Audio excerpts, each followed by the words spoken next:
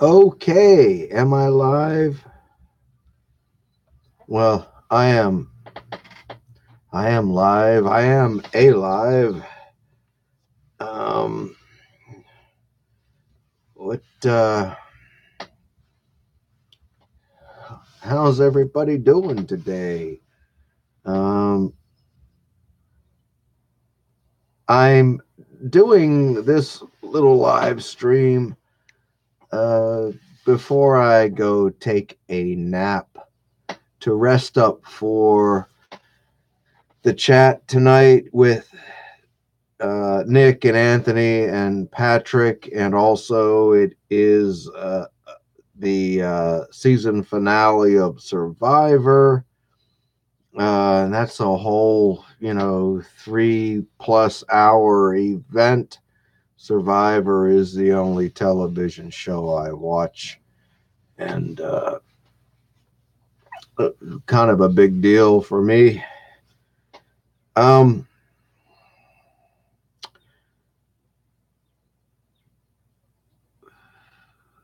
Stuff going on right at this moment. The contractors are out in front of my house rebuilding my chimney. Yes, they're here. Oh, and Matilda Gothica is here.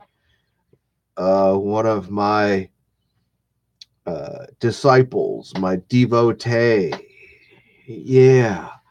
There's Wine 49er. Goodness gracious.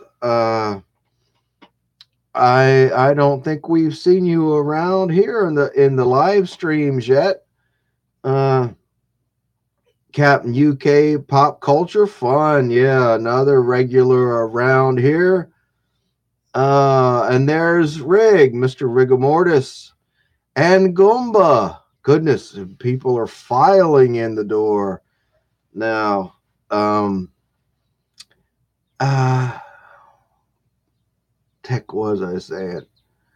Um, Yeah, my contractors are out there as we speak, rebuilding my chimney, and it's a long time coming. I contracted the job all the way back in uh, February, so I'm glad it's geez finally happening.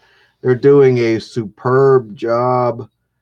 Um, yeah, so between the new roof and the new chimney, things are looking up around here. Again, I still have a few projects to get done this year while the weather is holding for the spring, the summer, and the fall. But once this chimney is up, I think I'm going to take a little breather.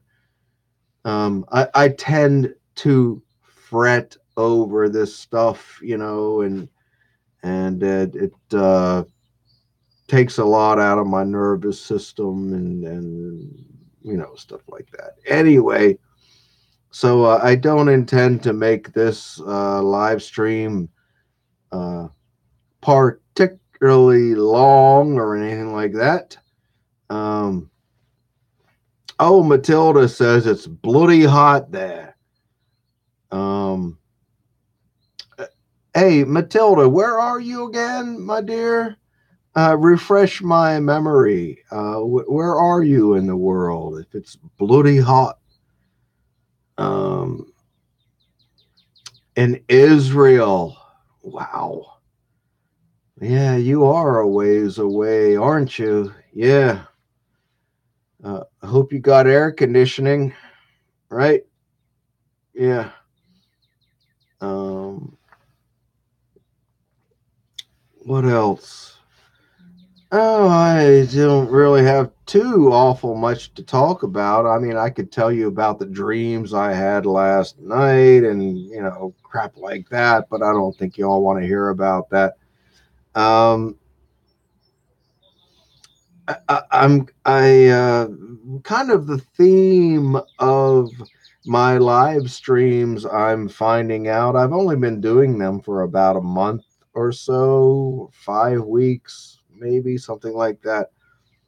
I kind of rely on y'all to throw some questions at me, and I'll just answer them as best I can. But uh,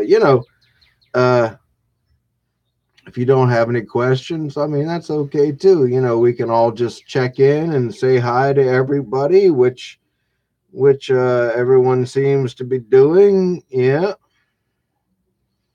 Yeah. Rig says Rod made a great vid uh, and said kind things. Yeah, Rod's a good buddy of mine. Uh, I think I was his very first subscriber, and yeah, we've shared a few things together, gifted each other a couple of books and stuff like that. Yeah, he's he and we're of the same generation, so we can totally relate with comic collecting and all that kind of stuff. So yeah, Rod is a great guy, and I hope he's going to get back to making regular videos very soon. Gumpa says, "What books are you chasing right now, Doc?" Um, I'm kind of laying low a little bit here until I get some of these projects done around the house. They are quite expensive, and I need to kind of let the dust settle and take a look at the budget, and until I can proceed. But I will say that I am planning on going to the Baltimore Comic Con in September, and I will tell you a book that is definitely on my list, Gumba, and that is to reacquire a nice copy, a nice mid grade copy of Silver Surfer #1. Um, just a remarkable book. Had two copies pass through my hands over the years, and I regret selling them. And yeah, I'd love to have a real high grader of it, but my goodness, the prices and all. So I'll be happy with a very nicely presenting mid grader. And I think I'm going to wait until the Baltimore Comic Con, uh, until I go there and see what they all have to offer before I turn to eBay or Comic Link or anything like that. So I'm at a bit of a standstill with collecting right now. Oh, I mean, I may pick up the occasional $10, $20 book or whatever, but making any kind of major purchases right now is just going to have to wait for until the fall. Who else is out there? Readers Retreat. Hey, bud. How's everything going? Been thinking about you, man. Since I uh was on your live stream here about a week ago, and just thinking about you and your approach, your place in the community, where you don't just talk about what you're reading in comic books, but you talk about uh, other things that you're reading, books and stuff like that. And that's very intriguing to me because I'm a huge reader. And comic books at this point in my life, I don't read many comic books, but God Almighty, do I read a lot of books. Um, Gumba says that's exactly where I'm at in collecting. Yeah, if you've been at it for a while and decades, like me, we just kind of the pool of books that you are looking for begins to dry up after a while. After 50 years, like me, I mean, I've had passed through my hands so many of these wonderful, desirable books, and whether or not I have a continued desire or a rekindled desire to have them. I mean, who knows? It's really on a book to book basis with me. But yeah, I'm in a really comfortable place in my collecting. There's no pressure. Uh, Not that there ever was. I always did just kind of go my own way and do my own thing. But yeah, there's no pressure. A lot of the stuff, I get a bit of a kind of been there, done that feeling. So again, it's kind of on a book to book basis for me at this point. It's a very nice place to be in comic book collecting. Um, yeah, and Gumba also says Silver Surfer #1 is the best. Buscema is stellar. Good God, yes. I mean, Buscema had so much to do with the magnificence of the Silver Age, and certainly his work on the Silver Surfer had a lot to do with his legend. Good God, yes. Um, um, Hope you get it. Matilda says, "I hope you get it." Oh, thank you very much, and I will get it. Uh, Make no mistake, have no doubt. I will get it. Um, she also asked me, do I have a comic cave? Well, not really. I mean, I have upstairs, there's a room where I keep the majority of the collection. But if I have a cave, it's in the room that I'm in right now. I spend more time in this room than any other room in the house, probably except my bedroom to sleep. This is kind of my cave back here, but yet I have stacks of comic books behind me.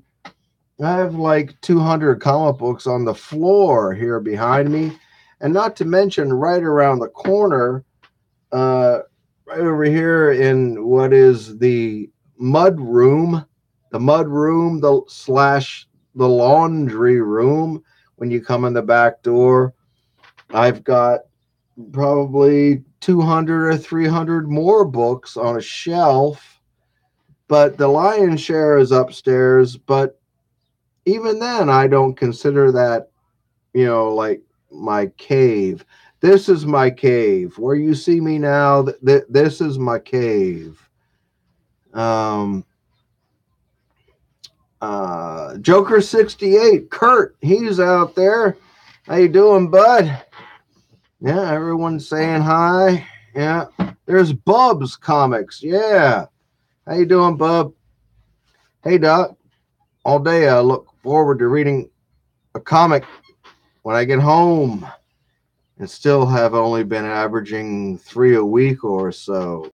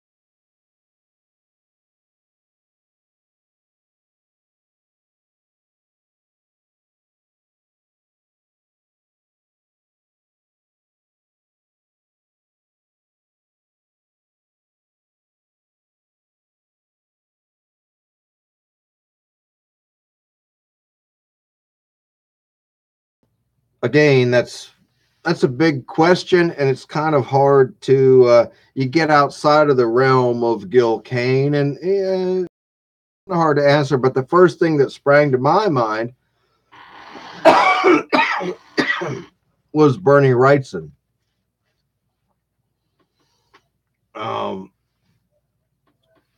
You might want to throw John Buscema in there too, but yeah, Bernie Wrightson. I get all uh, verklempt when I see like Wrightson original art and stuff like that, and like Nick does these uh, videos with like a concise version of the heritage auctions, original art auctions, and stuff like that. And it's always like the pieces I am attracted to are always the Bernie Wrightson art. So yeah, the big two for me are Gil Kane and Bernie Wrightson. Yeah. Uh, and Matilda says, "Who is GK?" That is Gil Kane. Gil Kane is my all-time favorite comic book artist. Stretches all the way back to my childhood in the 70s, when Gil was everywhere and seemed to have his fingers in every pie, as far as Marvel goes, anyway. Um, he came back to the fold, the DC fold in the 80s, and did some tremendous work on Superman as an example. But yes, it's Gil Kane, Dr. Von Chilla's all-time favorite comic book artist. Goomba says, any Wrightson books that you really like that might be under the radar?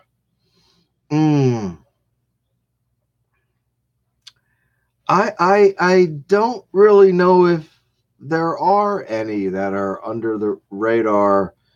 Wrightson's fan base seems to have uh, buoyed or kept afloat virtually everything he's touched since the 1970s. So, I can't really say there are any kind of hidden gems out there with Bernie Wrightson. Oh, except, and I actually made a video about this. One book that a lot of people might not know about, still might not know about, regarding Bernie Wrightson, if you want some classic Bernie Wrightson that flies under the radar, is Plop number one. Plop number one. Yes, I did do a video about it a couple of years ago. And he does the final story of the book. It's called The Gourmet, and it's just classic uh classic Bernie Wrightson. Good Lord, yes. So yeah, Plop number one.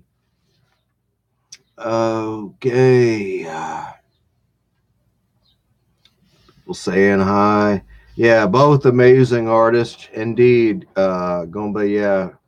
Gil Kane, Bernie Wrightson, yeah.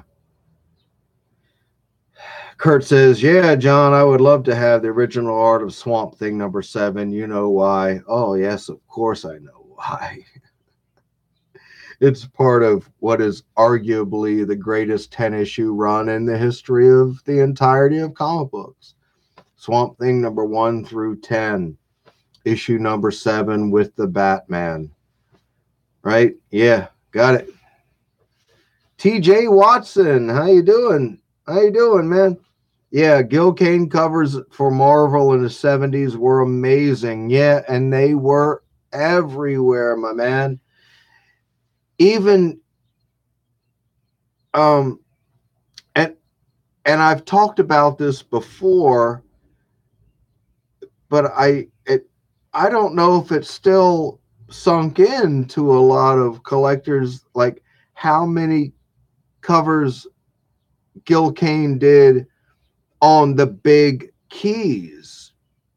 You know, everyone just wants to show their X-Men 94, their Amazing Spider-Man 129, their giant size X-Men #1, uh, and the minor keys, Adventure into Fear 19.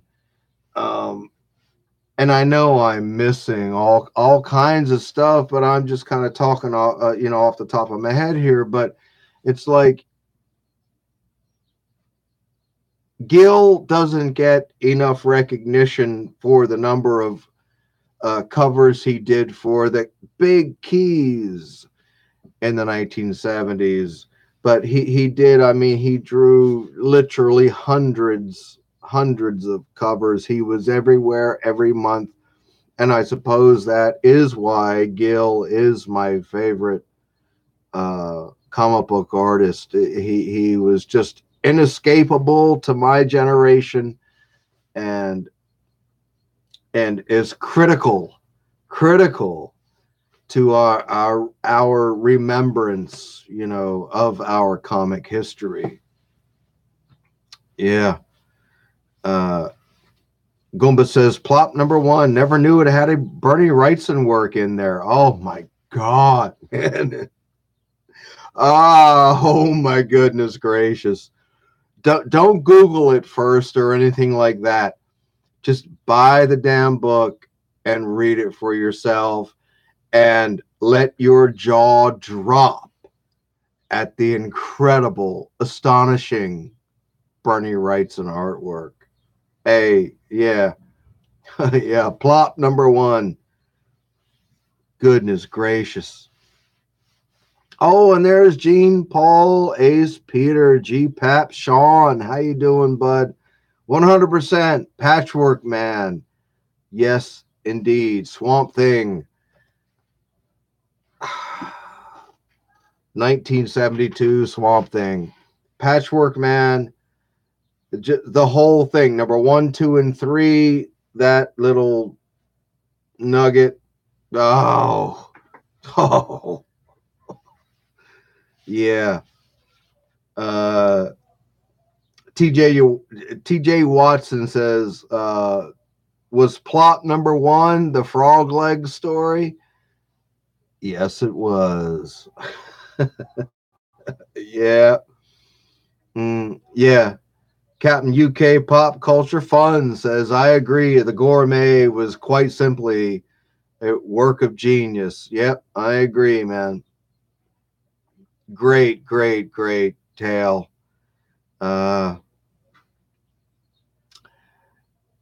GPAP, Kane is a master of line work. No one does it better. Fucking A, bro. Kane was a master of line work, of panel layout, the story flow, anatomy. Kane was just a master in any way you cut it. Gil Kane was a master of sequential storytelling. Good Lord, yes. Good Lord, yes. Right up there with Joe Kubert and Will Eisner. Two more masters. Good Lord, yes. Yeah, Goomba says Gil Kane did almost every major key cover. Yeah, the Amazing Spider-Man 129, Giant Size X-Men 1. Yep. Too bad he wasn't around to here come the haters.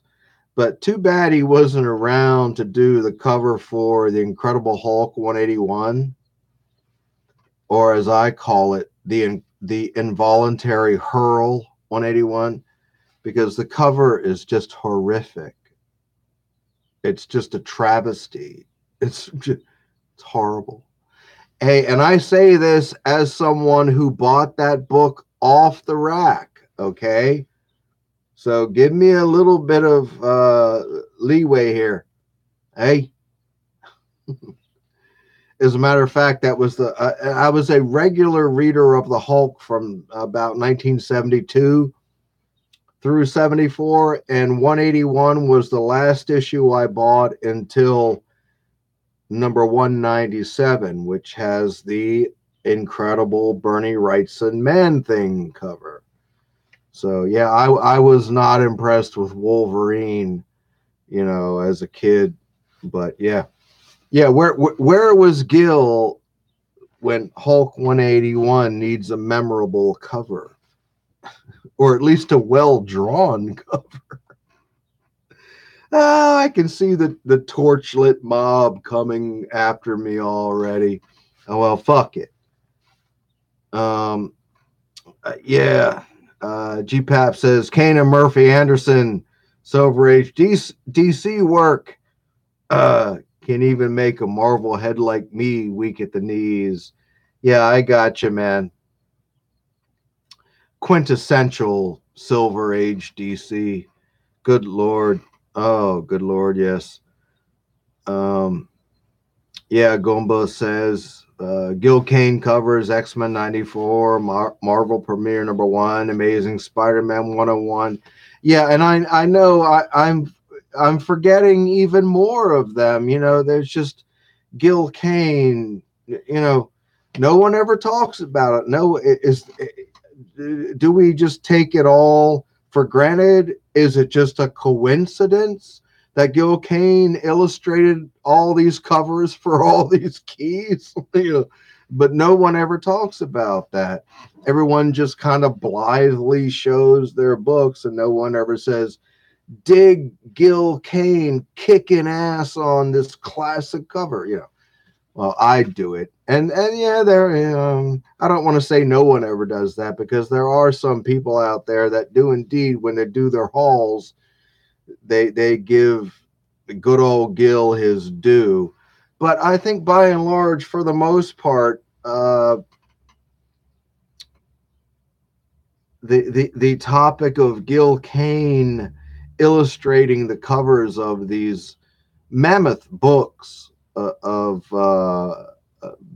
the Bronze Age in particular, it doesn't get a whole lot of he doesn't get a whole lot of recognition for that. Yeah, people saying hi and chatting amongst each other. Yeah, there's Johnny Future. That's all right. Hey, man, you're just coming on. No need for apologies, man. Yeah, Goomba, how about Green Lantern #1? Well, bam, Gil Kane, Gil Kane.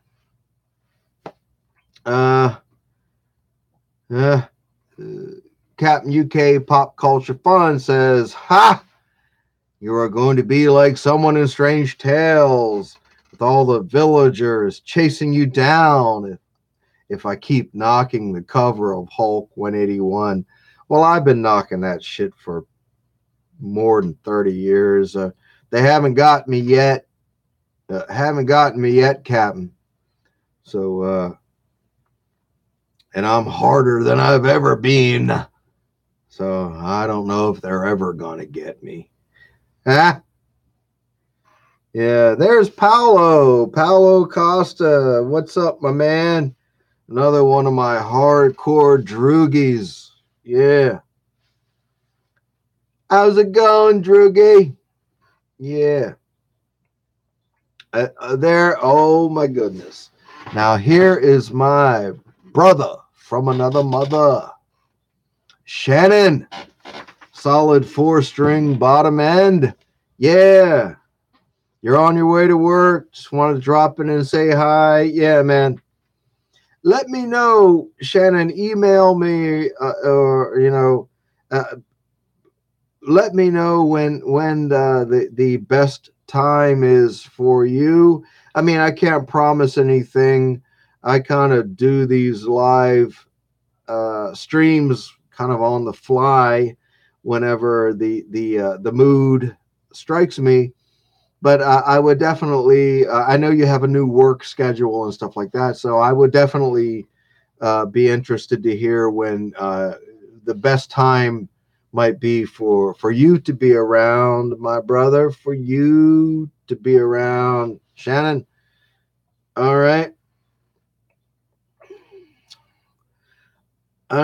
Gumba says, "What you like, Swamp Thing, uh, wine, but not Wolverine?" The good Lord, yes. The Len Wein, Len Wein, depending on how you say it. I think it's Len Wein. Len Wein Bernie writes in Swamp Thing, tramples, steamrolls Hulk 181. Jesus Christ.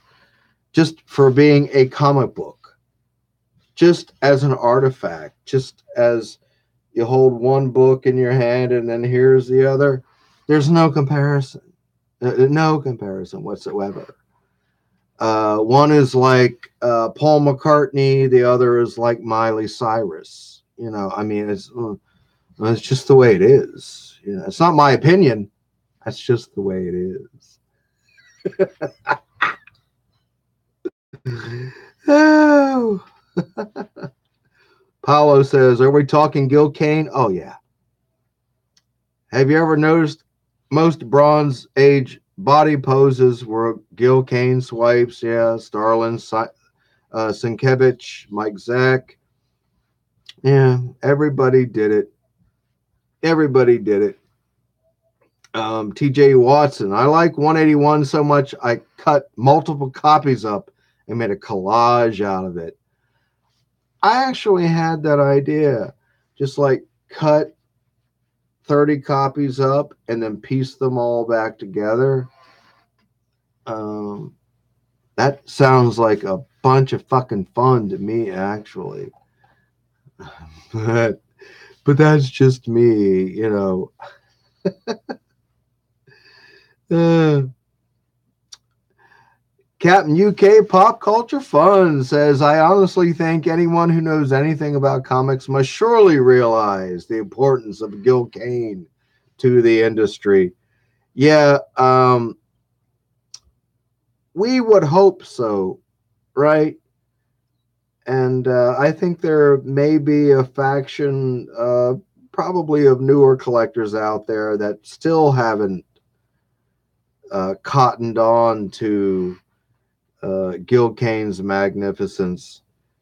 And I'm not saying you gotta like everything, you know what I mean. You can't expect everyone to like Gil Kane. Um, but again, it's the topic of how many covers had he drawn that graced all these keys in the Bronze Age, right? I would be happy if newer collectors would just begin to acknowledge that, you know, right? Shannon says, "Yeah, I appreciate it, brother. Give us some details soon." Okay, thank you, my man. Have a great day. If you're on your way to work, you know, don't worry about me. Just be safe in your car and all that. Paolo says, "When Stephen Grant had his CBR column, he complained a lot. Very few artists mentioned Kane as an influence." Um, yeah, it's interesting how that works, and Paolo, and I think a lot of it has to do simply with when you have someone like Kane, who is just such an absolute workhorse. You begin to take their excellence for granted. You know, that's Gil Kane. Yeah, he's fucking great. Yeah, you know, and he's great, and he's there when you need him, and he does great things. And a lot of people, again, it just took that for granted. Um, I think Joe Kubert actually kind of fell into a little bit of that too.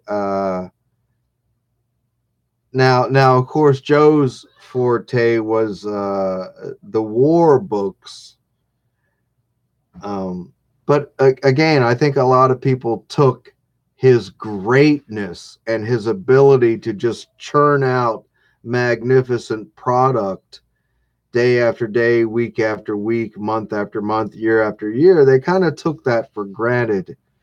And I don't know, that's just my opinion. Um, TJ Watson says, I've been looking for Green Lantern 57 and 9.2 up. Woo! Yeah. Good luck, man. But I know there's a copy out there with your name on it. Yeah. Dr. Silver Age, Rodney. Hey, he says, how you doing, brother? I'm doing all right, bud. Doing all right. They're replacing my chimney as we speak, and I'm just kind of blowing off a little bit of steam here today.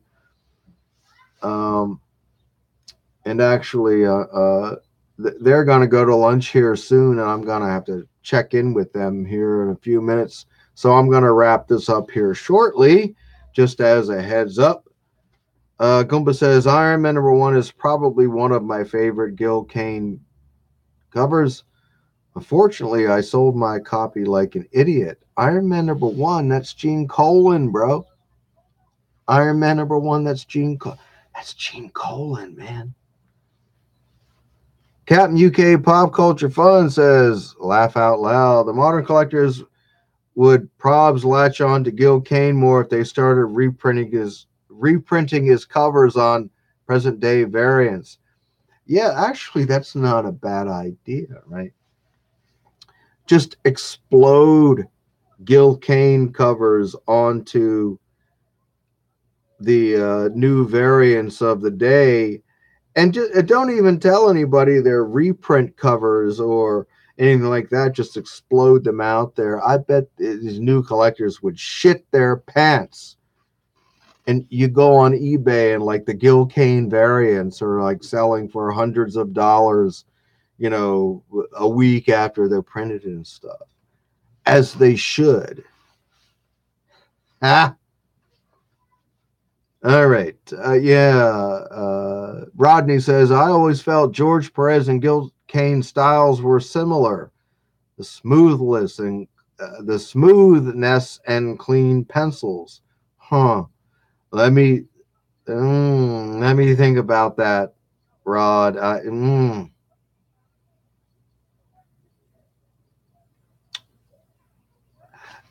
I'll get back to you on that. I'll get back to you on that, bud.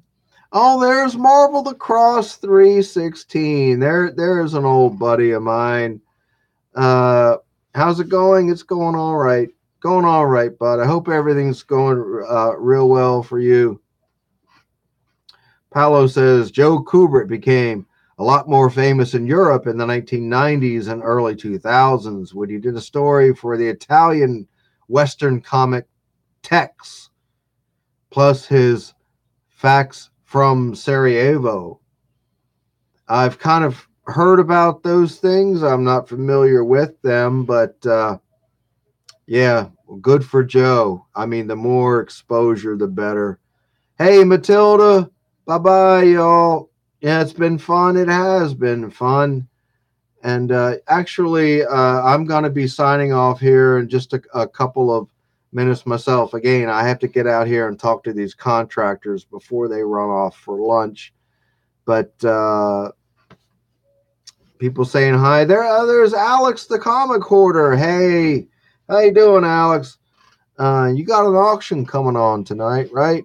I might stop into that after we do Nick's chat. Um, saw those Supergirl books you showed yesterday, and things might work out my way. Ha! Yeah, Kurt's got to go. Just took his pills, and he's gonna be falling asleep. Gotcha, man. Yeah, Marvel the Cross 316. He's been reviewing the old Spider-Man comics on his channel. I have been checking them out. Johnny Future says, can I ask you a question? Do I collect Mad Magazine? No, I don't. I bought my share of them in the 70s as a kid, and as a teenager. Love it. love everything about it. I was just never a regular collector. Captain UK Pop Culture Fun says, bye for now. Time to make tea. It's tea time. Yeah, all right, man. And Alex, yeah, he's going to be on with his auction after Nick's chat. So, all right, I am going to wrap it up there, folks. I'm 41 and a half minutes. So, thanks everyone for stopping in as usual. I know I do these things, impromptu and on the fly. I don't have a regular schedule, but I appreciate everyone taking their time to hang out with me, to hang out with us. So anyone that wants to tune in to Nick's chat tonight, I'll be there with Nick, Anthony, and Patrick at 7 p.m. Eastern Standard Time. And at some point today, I'm going to have a nap in between all that, getting to be an old man here. So, all right. Thank you all very much for stopping in and chatting. And I'll see you all later. Bye bye.